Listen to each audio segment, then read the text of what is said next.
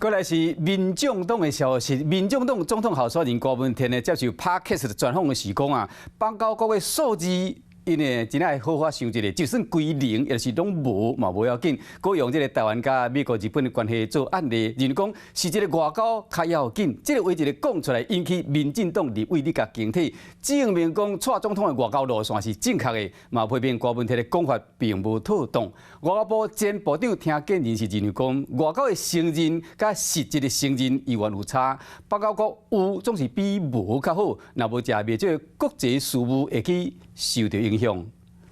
至少外交是按照小英路线呢，只是说在两岸关系上，我们比较会表达和善这样而已。和善，那你的军事呢，也是按照小英路线吗？你要不要发展台湾的自卫能力？绘画一定要的啊。进前接受华视新闻专访，民众党总统候选人郭文天讲，在咧外交遵照蔡总统路线，在咧接受 Podcast 专访时，认为邦交国的数量无真重要。邦交国那是迷失的，对邦交国的数目我是比较自然的。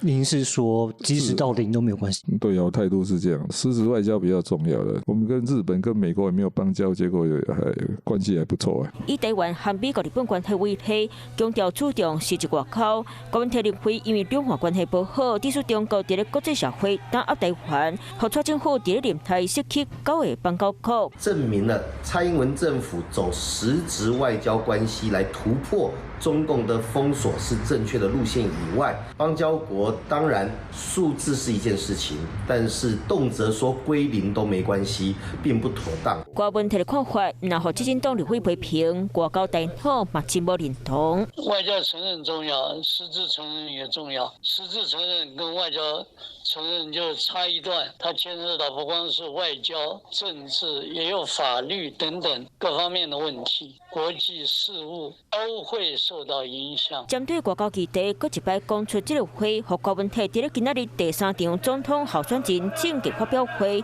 要来谈外交国防和两岸政策，预计会受到真侪人关注。Hello， 我是庄慧琪。想要抢先掌握最及时的新闻资讯吗？赶快订阅、按赞、开启小铃铛，锁定华视新闻 YouTube 频道。